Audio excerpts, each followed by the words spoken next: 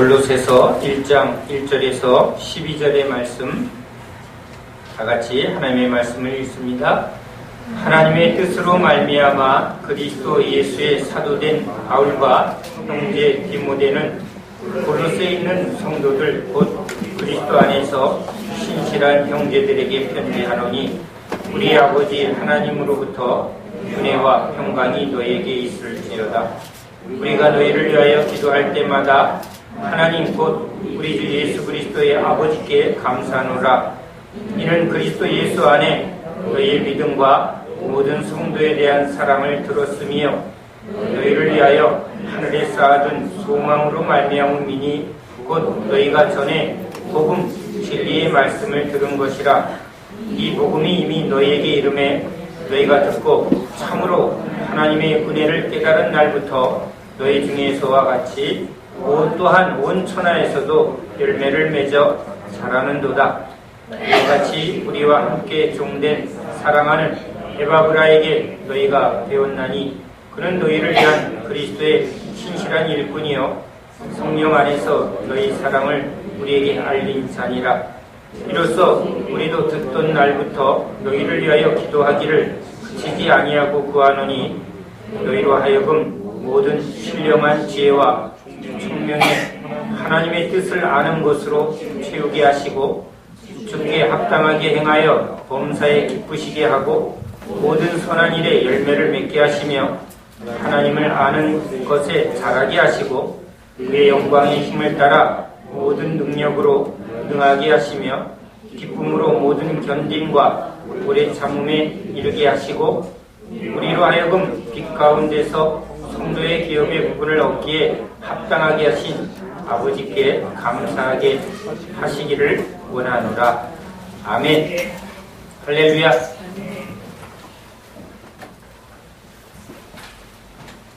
처음 하나님 앞에 가인과 아벨의 말씀을 물을 때에 하나님이 저한테 꼭 전하라 하신 말씀이 있습니다.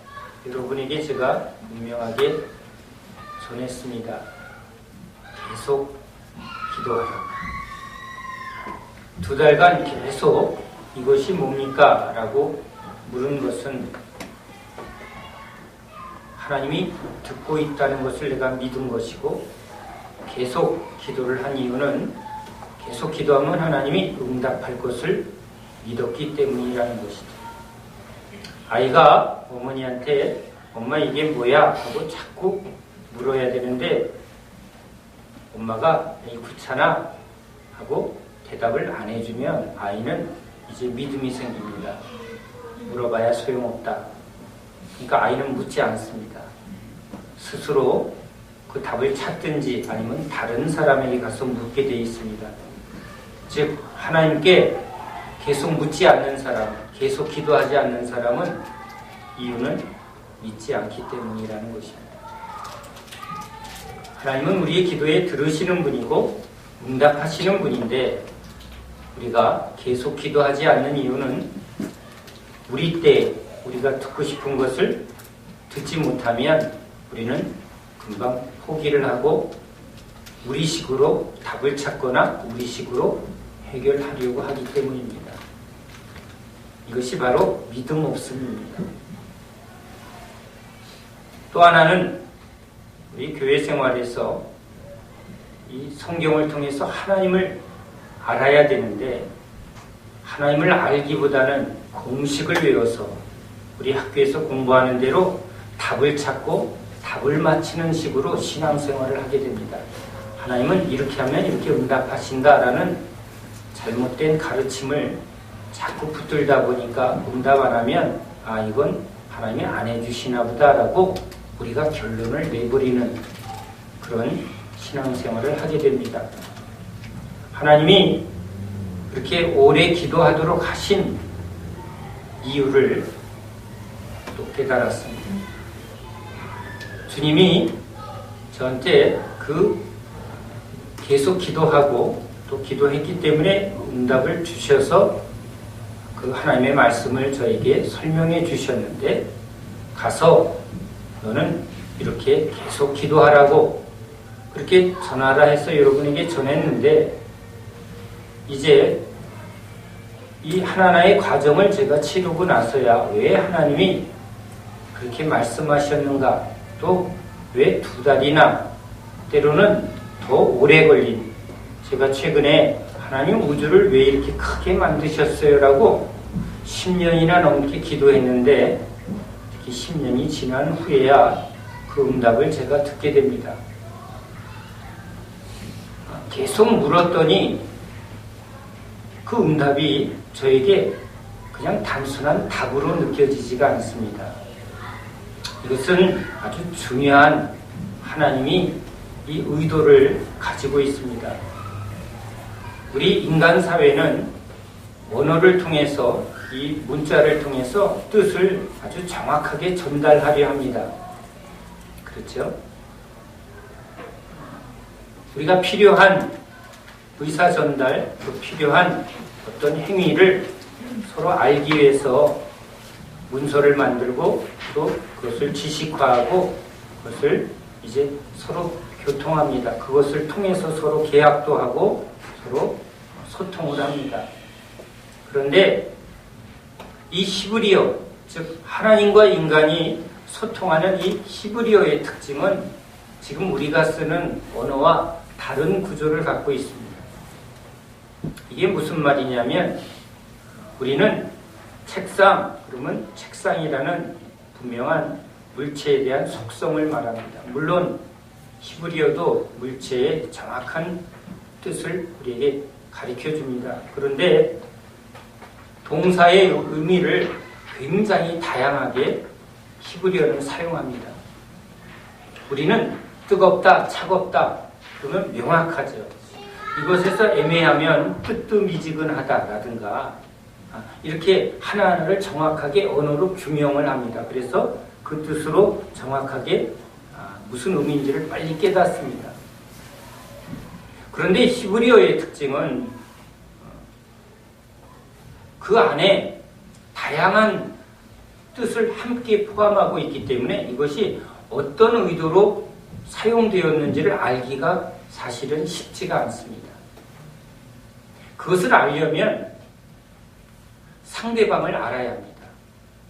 예를 들면 이건 적절한 비유일지 모르겠어요.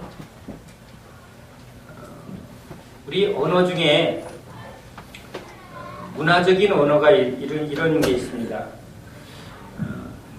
커피를 파는 커피숍에 옛날에 아가씨들이 커피를 타줬습니다. 그런데 이전의 문화 속에 남자가 그 아가씨를 부를 때 아가씨 이렇게 불러야 되는데 이상한 문화가 한번 이렇게 쓱 지나가면서 남자들이 그 아가씨한테 언니야 커피 한 잔 줘 이런 표현을 하게 됐습니다. 그러면 그 당시의 사람들은 그것이 서로 통용이 됩니다. 그 단어의 뜻을. 남자도 언니야라고 표현할 때 그냥 그 다방에서 일하는 아가씨한테 그냥 친근감 있게 표현하는 언어입니다. 근데 다른 문화 속에서는 남자가 부른 게 아니라 여자가 그 아가씨한테 언니라고 했다고 해석할 수가 있습니다. 근데 상황을 모르면 해석이 이렇게 바뀌어지는 겁니다. 자, 하나님을 모르면 그 단어의 뜻을 다양하게 오해할 수가 있습니다. 그런데 아기가 많아도 아기의 소리는 엄마가 압니다. 왜? 아기를 알기 때문이죠. 우리 윤진이가 뭐라고 쫑얼거리는데 저는 무슨 말인지 잘 못 알아듣습니다. 그러나 엄마는 압니다. 왜냐하면 윤진이를 알기 때문입니다.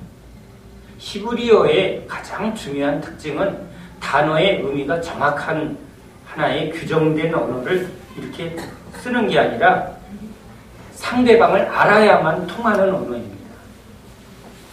이것은 매우 중요한 것을 말합니다. 하나님이 그런 언어를 쓰신 것은 하나님을 모르면 이 히브리어의 해석이 자꾸 오역이 될 수 있다는 겁니다. 이 언어를 사용하신 뜻이 바로 그겁니다. 왜 저 말을 하는가 하고 하나님을 알아야 된다는 겁니다. 유대인들은 이 하나님에 대한 신앙을 할 때 질문을 합니다. 정답을 알려주지 않습니다. 우리는 정답을 찾는 문화입니다. 이 서구의 철학과 지식은 정확하게 정답을 찾는 그런 지식 체계를 갖고 있습니다. 그래서 단어도 뜻이 명확해야 합니다.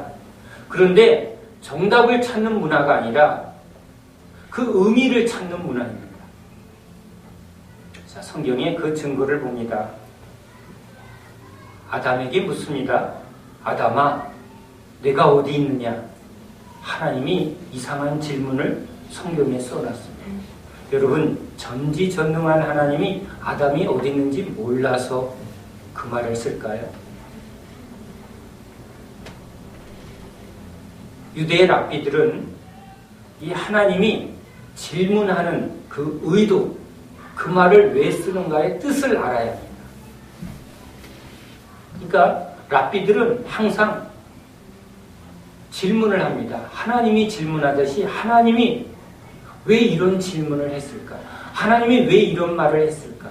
우리도 서로를 알려면 왜 저 사람이 저런 말을 할까? 이걸 알려고 해야죠. 그런데 우리 문화는, 저도 남자들도 제가 대표적입니다. 그냥 나 배 안 고파? 배 안 고픈가 보다. 그런데 진짜 상대방을 알려고 하는 사람은 기분 나쁜 게 있나? 속이 얹힌 게 있나? 이걸 아는 사람이 그 사람을 진짜 그 말의 의미를 알 수 있는 거죠. 같은 말을 쓰는데도 그 말을 왜 했는지를 모르고 그냥 문자로 해석하려고 하면 상대방을 진짜는 모릅니다. 아담이 어디 있는지를 아는데 하나님이 아담아 어디 있느냐? 내가 어디 있느냐? 왜 이 질문을 할까요? 꼭꼭 숨어라, 머리카락 보일라, 숨바꼭질 하자는 게 아니지 않습니까? 네가 어디 있어야 할 존재인데 네가 원래 하나님이 지은 그 자리를 네가 떠나서, 그렇죠? 의인의 자리에서 죄인의 자리로 하나님 앞에서 교제해야 될 너의 자리를 떠나서 지금 사단 앞에, 죄의 자리에, 사망의 자리에 네가 왜 숨고 도망가 있느냐? 너 지금 어디에 있느냐? 하고 그 질문 속에 아주 중요한 질문, 의도를 갖고 있습니다.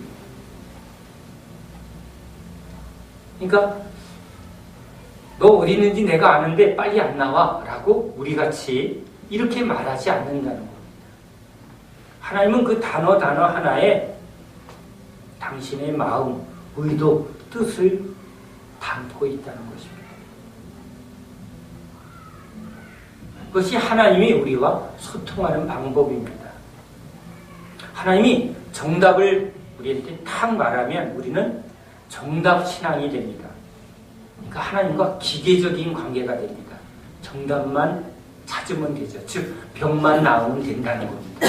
근데 병을 고쳐주신 예수님의 의도를 모르니까 9명은 그냥 자기가 원하는 삶으로 갑니다. 그러나 하나님이 인간의 몸을 입고 오셔서 저 문둥병자에게 값없이 은혜를 베풀어 준 하나님의 목적, 예수님의 그 의도가, 병을 고쳐준 의도를 모르면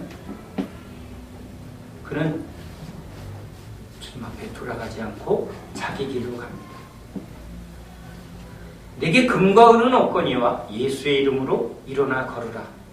왜 예수의 이름으로 구원이 임하는가?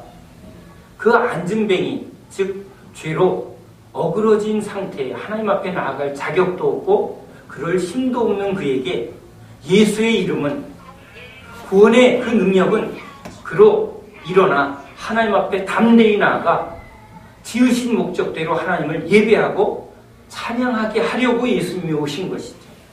그래서 그 목적대로 그 안진뱅이가 회복이 되었다. 그것이 그 예수의 이름의 기적의 목적입니다. 하나님은 행위 하나하나, 말씀 하나하나에 분명한 뜻을 우리에게 계시하십니다. 성경은 하나님의 뜻을 계시하는 것입니다. 단순한 지식의 전달이 아니라 그 안에 하나님을 아는, 하나님의 마음을, 하나님의 뜻을 알길 원하는 거죠.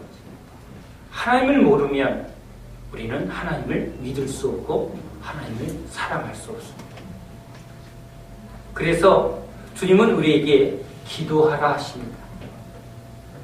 기도는 우리의 소원을 이루기 위한 목적이 아닙니다. 기도는 하나님을 알기 위한 통로입니다.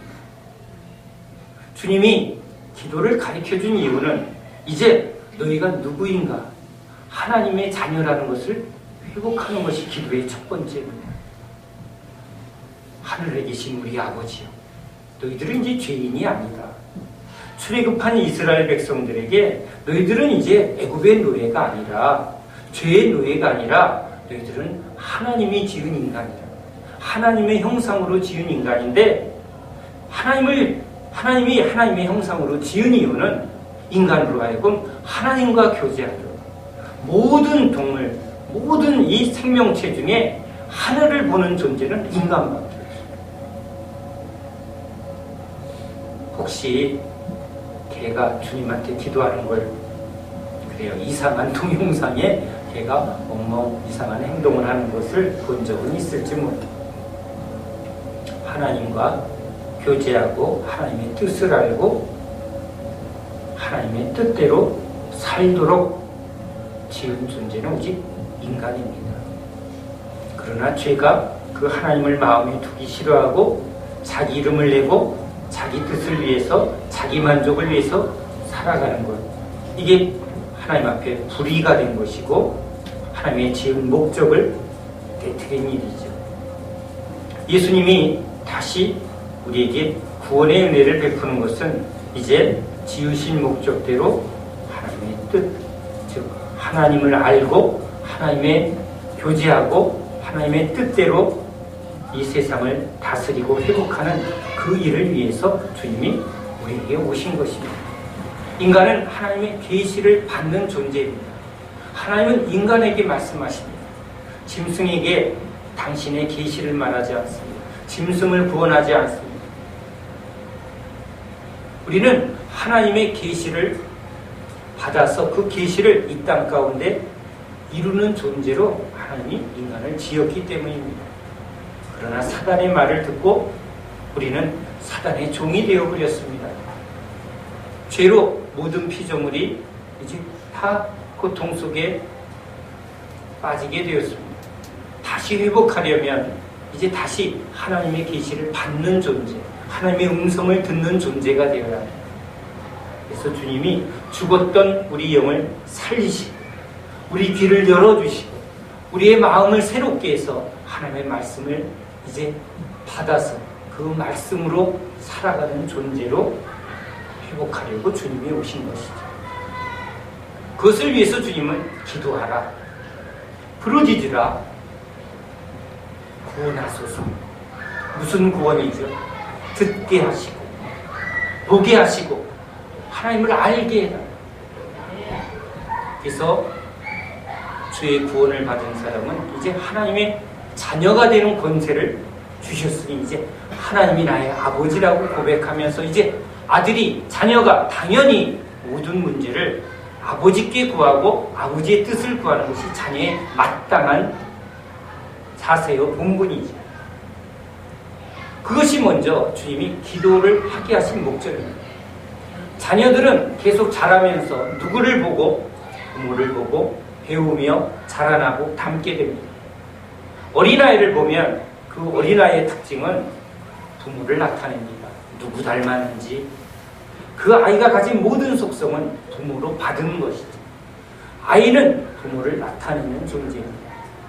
우리는 하나님을 나타내는 존재입니다.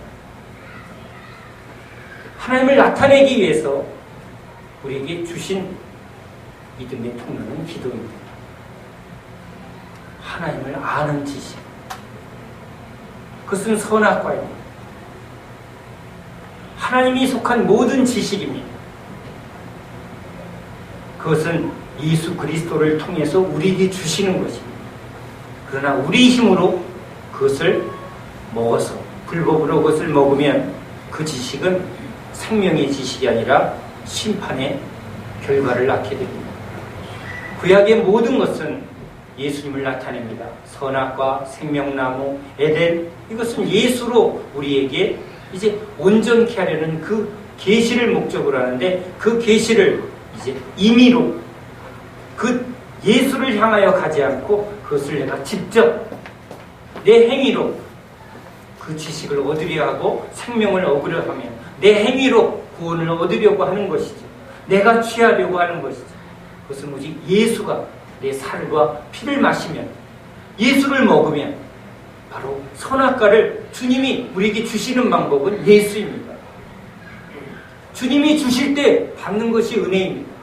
그것이 하나님의 방법입니다. 그럴 때 우리에게 참 생명의 지식이 옵니다. 참 생명이 들어옵니다. 생명나무와 선악의 지식을 아는 이 열매는 오직 예수로 우리에게 주시려는 것이죠.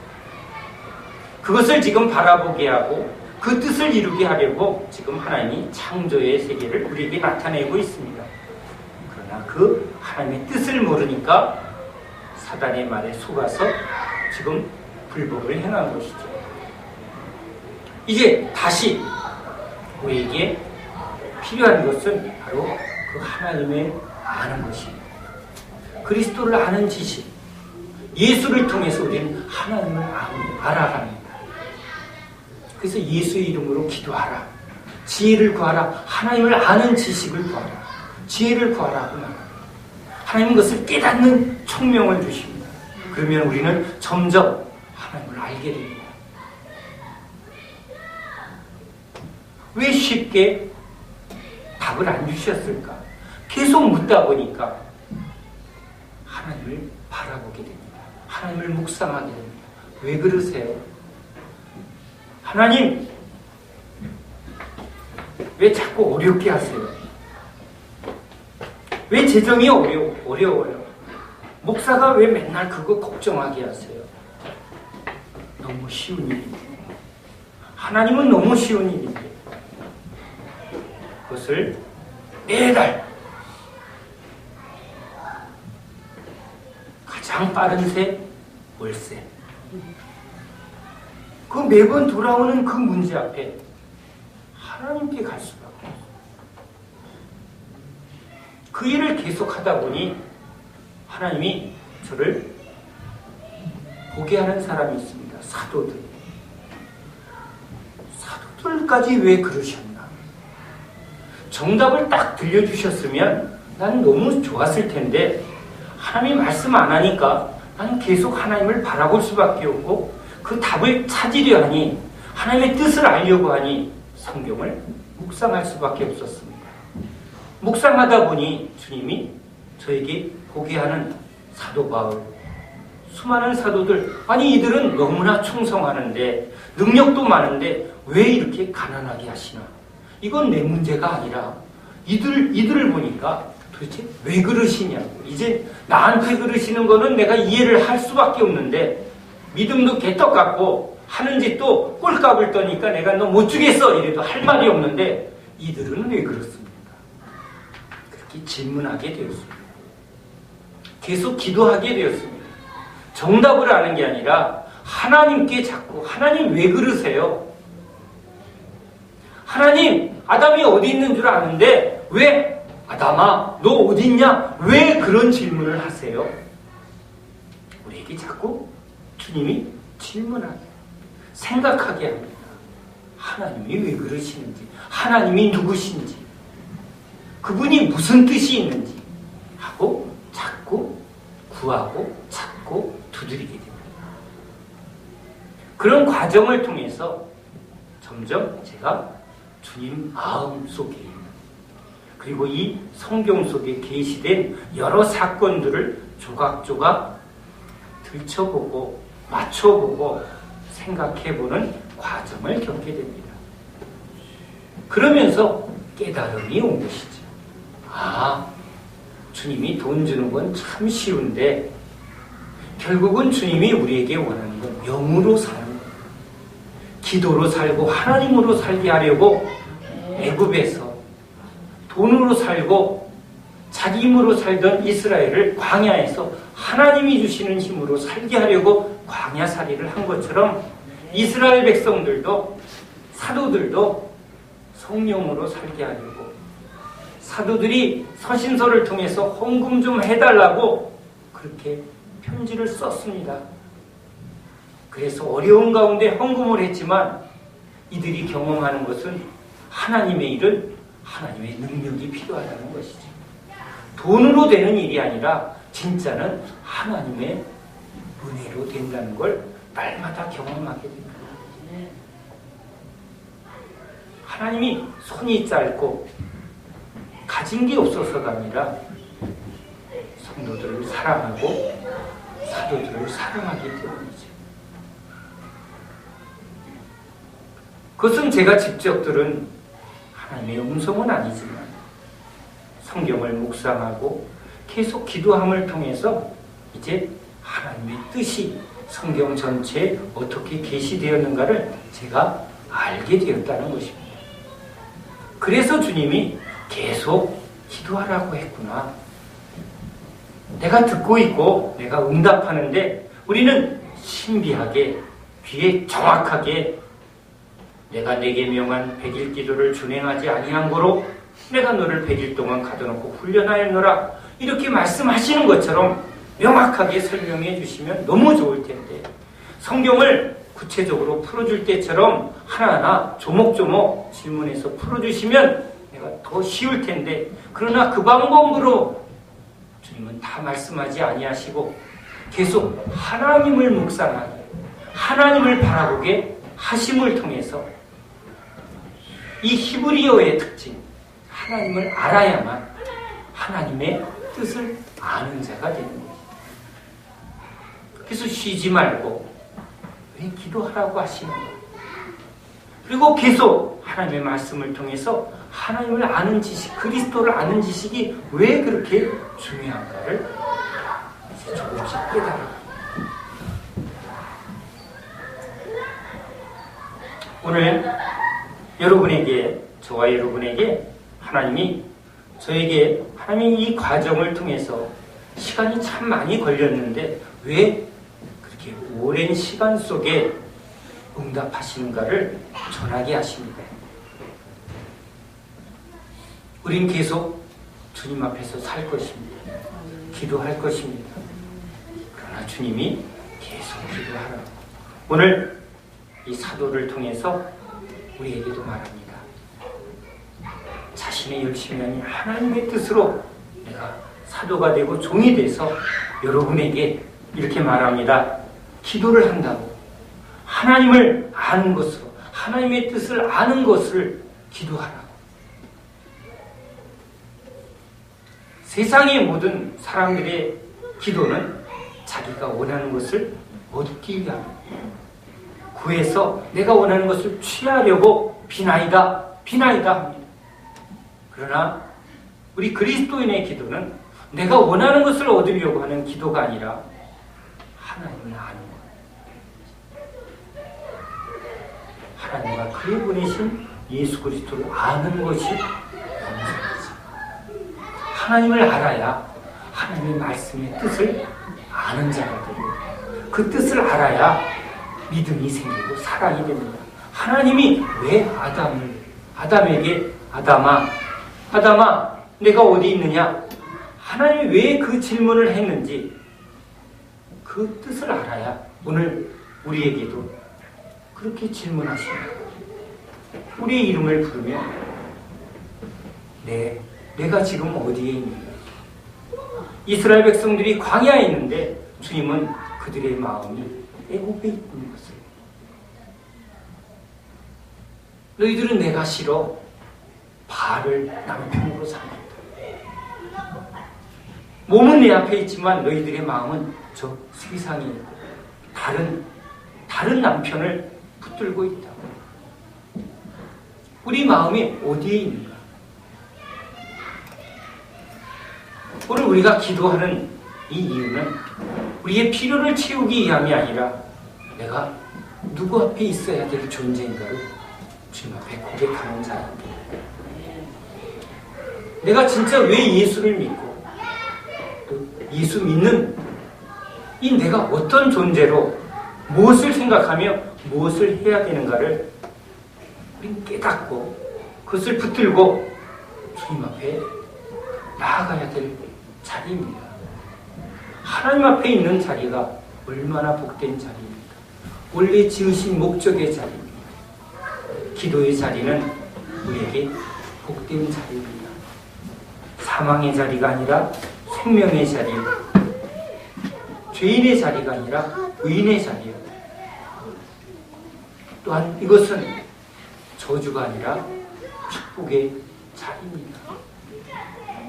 주님 앞에 기도한다는 그 기도의 그 자격을 주시고 기도의 목적을 우리에게 분명히 알게 하시는 하나님, 당신을 우리에게 알게 하려고 주님은 우리에게 지혜를 주기를 원하고 은혜를 주기를 원합니다. 주의 말씀을 오늘 종을 통해서 여러분에게 전하게 하셔서 여러분에게 깨달음을 주고 진짜 그런 소망을 주시고 그런 믿음을 주시는 그 주님을 여러분 더 강하게 붙드는 이 시간이 되길 바랍니다. 하나님을 아는 것이 우리에게 얼마나 큰 능력인가. 그것은 생명이요. 그것은 참된 지식입니다. 그것은 우리에게 참 능력이 됩니다. 그래서 사도 바울은 이 지식이 자라나는 것, 그것이 믿음을 키우는 그 믿음은 능력이 되기 때문이죠. 그래서 능력으로 우리가 그리스도인은 말에 있지 아니하고 능력이 하나님의 능력이기 때문에 우리는 기도를 통해서 하나님의 능력에 그 세계로 들어가야 합니다. 저는 이 말씀을 저희 삶 속에 구체적으로 적용하려고 어제 이 말씀을 붙들고 씨름해 보았습니다. 주중에 아이들과 함께 스키장에 가서 무릎에 힘이 빠지고 있구나, 운동해야지. 근데 단순히 세상 사람처럼 운동해야지, 그래서 나이 들어서 무릎에 힘 없는 사람이 아니라 힘 있는 사람이 돼야지 이렇게 생각하려고 했는데 저는 그리스도인입니다.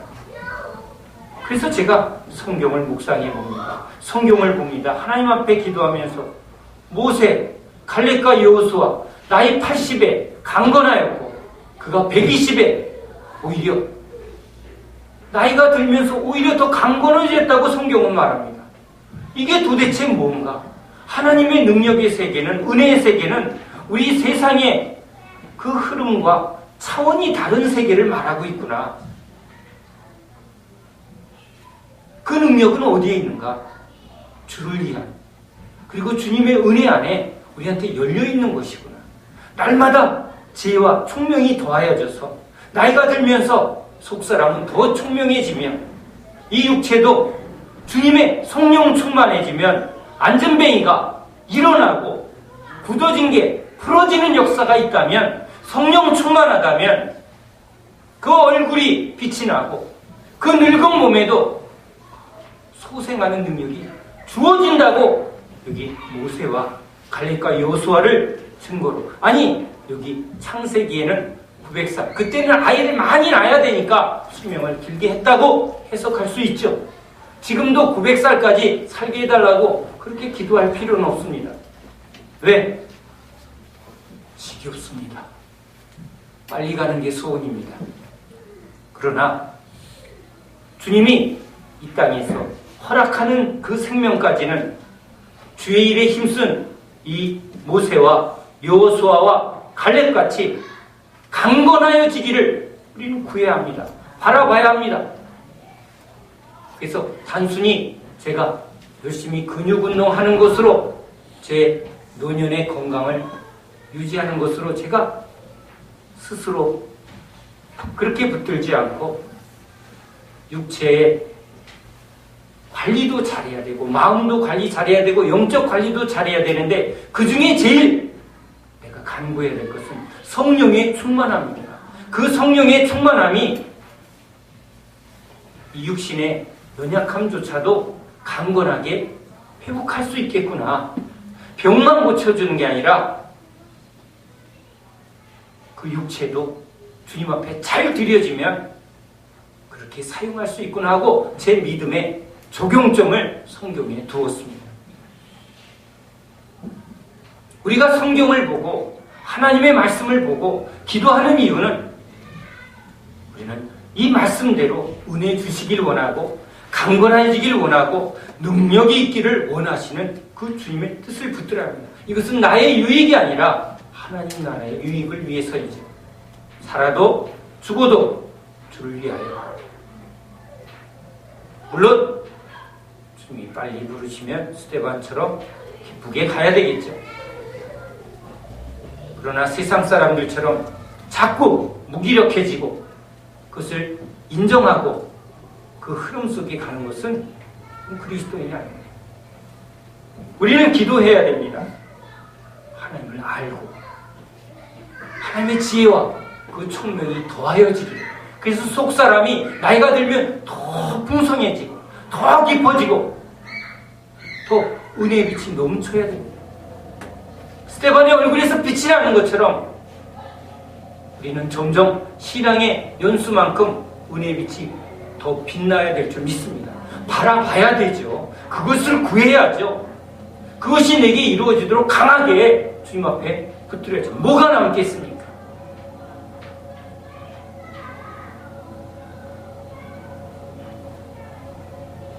이것을 위해서 사도 바울은 모든 일에 인내를 오래 참음을 합니다. 기도도 주님이 이렇게 오래 이유가 그 안에 있습니다. 하나하나 채워지는 것은, 하나의 습관이 바뀌는 것은 그냥 단번에 불 한 번 받으면 되는 것도 아니고 이 육체도 그냥 한 번 오늘과 같이 이거 안 되겠구나 하고 뒷산 올라간다고 제 근육이 되어지지 않습니다. 날마다죠. 날마다 주님 앞에 기도하는 삶, 날마다 주님 앞에 드려지는 삶, 날마다 주님 앞에 더 집중하는 삶. 그리고 그걸 통해서 우리가 선한 열매를 맺어야 되죠. 그것이 나에게 행함으로 나타날 수 있도록 주님 앞에 더 붙들려야죠. 더 믿음이 충만해져야죠.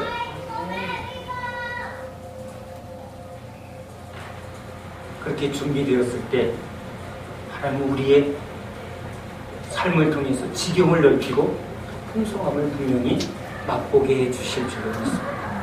이런 열심이, 이런 상호함이 우리 안에 있어야 될 줄 믿습니다.